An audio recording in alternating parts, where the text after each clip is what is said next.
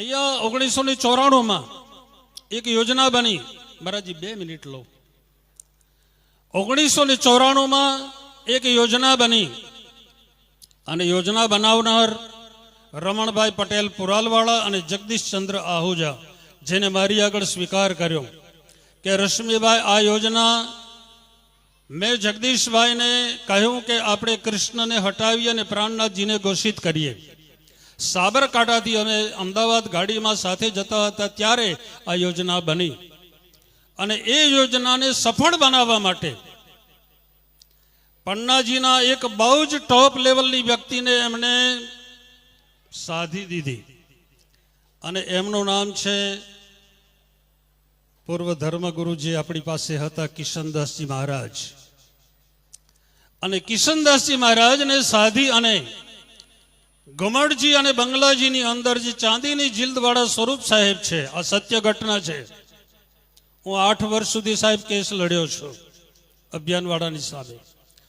તો કિશનદાસ મહારાજને સાધી અને કિશનદાસ મહારાજ દ્વારા ચાંદીની જીલ્દવાળું સ્વરૂપ સાહેબ ત્યાં બતાવવામાં આવ્યું અને એની અંદર રતનદાસ ફકીર નામના એક લેખક હતા, જે રામ રતનદાસજી મહારાજ નહીં પણ રતનદાસ ફકીરને સાધવામાં આવ્યા અને એ રતનદાસ ફકીરને સાધેલા એટલે તે વખતે એમને લખ્યું હતું અને એ લખ્યું એ બંગલાજીની અંદર જે સ્વરૂપ સાહેબ છે એ 1935નું લખેલું છે અને ઘુમડજીમાં સ્વરૂપ સાહેબ છે એ 1942નું લખેલું છે અને એમાં સનંદ પછી એમાં શ્રીજી સાહેબજી શબ્દ એ રતનદાસ ફકીરે લખેલું.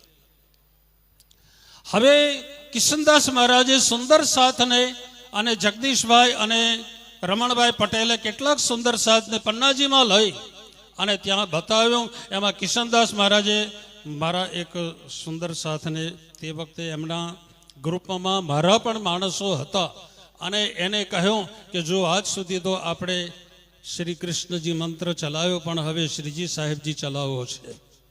સાહેબ આ એક ષડયંત્ર 1994માં બન્યું. 1993માં અર્થ સાથે સ્વરૂપ સાહેબ એ લોકોએ છપાવ્યું. એમાં કોઈ ચોપાઈમાં ફેરફાર નહીં અને કોઈ ગોટાળો નથી, પણ 94 પછી આ ગોટાળો સાહેબ શરૂ થયો અને એ શરૂ થયેલો ગોટાળો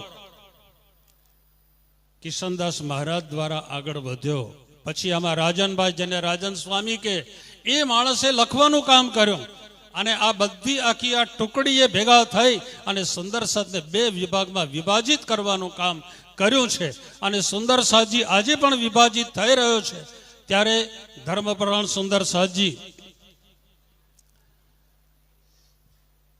શ્રી 5 પદ્માવતીપુરી ધામ પન્નામાં 2001માં અત્યારે ધર્મગુરુ તરીકે ડૉક્ટર દિનેશભાઈ પંડિત છે, એમની આગેવાની હેઠળ મેં તારતમ મંત્ર વિશે ત્યાં આપણે મંગલધામની અંદર ત્રણેયપુરીના આચાર્ય મહારાજ શ્રી અને દરેક પ્રચારકો સાથે એક બેઠકનું આયોજન કર્યું હતું અને એની અંદર ત્રણેયપુરીના આચાર્ય અને બધા જ મળી અને ત્યાં એ મંત્ર વિશે સુંદર ચર્ચા થઈ હતી અને 2001માં એ મંત્ર વિશે બધાની સહીઓ કરી અને કાગળ પણ મૂકવામાં આવ્યો હતો.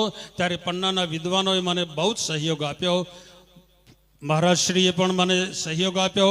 મહારાજશ્રીની પણ ઉપસ્થિતિ હતી અને મંગલપુરી ધામથી આચાર્ય મહારાજશ્રીએ પણ મને ખૂબ સહયોગ આપ્યો હતો અને એ મંત્ર આજે પણ એના લખાણો મારી પાસે છે અને આ એક ષડયંત્ર પ્રણામી ધર્મમાં ચાલી રહ્યું છે. એમાંથી સુંદર સાજી આપણે બધાએ બહાર નીકળવાનું છે. કારણ કે મારી એક રજૂઆત એ લોકોને હતી કે તમે નિજ નામ શ્રી કૃષ્ણજી અનાદિ અક્ષર અતીત શ્રી રાજ્ય મંત્ર ઘોષિત કર્યો, સદગુરુ ધણી દેવચંદ્રજી મહારાજે ઘોષિત કર્યો, મહામતી સ્વામી પ્રાણનાથજીએ ઘોષિત કર્યો અને પરમહંસ થઈ ગયા. એ બધા જ આ મંત્ર પ્રાપ્ત કરી અને પરમધામના 25 પક્ષની અંદર મૂલ મિલાવવામાં જઈ અને પોતાનું સ્થાન જો પ્રાપ્ત કરતા હોય તો તમે શ્રીજી સાહેબજી વાળા તમારું પરમધામ બીજું કયું છે એ તો સાહેબ અમને બતાવો અને તમારી પરમધામમાં બીજી બેઠકો કઈ છે એ તો અમને બતાવો. બોલો શ્રી પ્રાણનાથ પ્યારે કી. જો એમનું પરમધામ અલગ હોય અને એમનો મૂળ મિલાવો અલગ હોય, એમના 25 પક્ષ અલગ હોય તો વાંધો નથી. સાહેબ મારે કોર્ટમાં જ્યારે ફાઇનલ જજમેન્ટમાં આવ્યું ત્યારે એ લોકોએ એમનો ધર્મ અલગ, એમનો મંત્ર અલગ, એમનો ગુરુ અલગ. એ રીતે મારી પાસે આજે પણ કોર્ટના સહી સિક્કા સાથે એનું પ્રમાણ છે.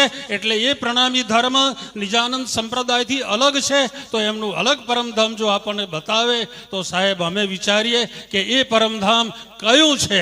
આપણું તો પરમધામ આ છે અને છે, પણ એ લોકોનું કયું છે. અને મૂળ મિલાવવામાં કદાચ શ્રીજી સાહેબજી બોલવાથી એમની બેઠક બદલાતી હોય તો પણ આપણને બતાવે, એમના રાજ્યશામાજી બદલાતા હોય તો પણ આપણને બતાવે. आदरणीय श्री रश्मि भाई जी, आपने जो कहा कि हमारे ब्रह्मलीन पूज्य सदगुरु सरकार साहब और श्री 5 पद्मावतीपुरी धाम के धर्मगुरु श्री 108 श्री कृष्णदास जी महाराज, वो दोनों ने मिल करके स्वरूप साहब में छेड़छाड़ी करी और उसमें निदाम सिंह साहब जी किसी फकीर के साथ उनसे लिखवाया.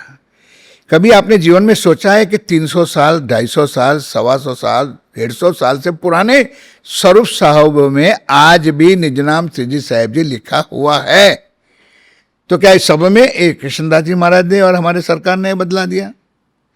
नंबर 2, अपने पेट के कारण महाराज, अपने उदर के कारण झूठ बोल करके कम से कम पन्ना जी के परम पूज्य वंदनीय गुरुओं के ऊपर तो ऐसा छिटा मत उड़ाओ जो आज हमारे बीच नहीं है. कम से कम उसकी तो लाज शर्म रखो. उन्होंने अपना जीवन सुंदर साथ के लिए खत्म कर दिया. पूज्य चेतनदास जी महाराज थे, पूज्य कृष्णदास जी महाराज थे, ऐसे कई धर्मगुरु हमारे हो गए. उन्होंने अपना जीवन सुंदर साथ के लिए कुर्बान कर दिया और उनके लिए भी आप कुछ न कुछ बातें कर करके बनाते हो.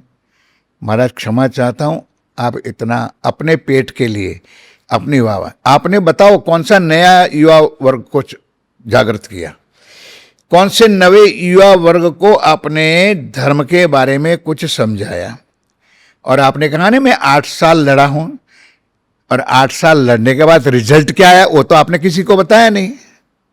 और रिजल्ट हमारे पास है कि आप उस 8 साल के इसमें हार गए थे. ये भी आपको सोचना चाहिए. ये हम कहना नहीं चाहते थे, लेकिन आपने जब उछाला है तो हमने पूरा करना पड़ेगा. आप उसमें हार गए थे महाराज जी, इसलिए उसको आप मत छेड़ाछाड़ी करो और आप पूज्य हो, पूज्य बन के रहो तो बहुत कुछ अच्छा रहेगा. और नंबर 2 कि अब हमारा निजनाम सिंह जी साहब जी है, हम आपको 50 बार कह चुके हैं कि रात से लेके कीर्तन तक निजनाम श्री कृष्ण जी था, है और रहेगा. लेकिन आगे की वाणी में निजनाम सिंह जी साहब जी है और हम लोग उसी को फॉलो करते, उसी पे चलते हैं, उसी पे चलेंगे. इसमें आप कृपा करके पत्थर डालने का, विघन करने का मत करो. आप ना मानो तो ना मानो, आपने फॉलोअर्स, आपने सुंदर साथ को मत मनाओ. ये हमारे सुंदर साथ को गुमराह ना करो, हमारे सुंदर साथ के अंदर विक्षेप मत डालो, ये हमारी प्रार्थना है. प्रणाम जी.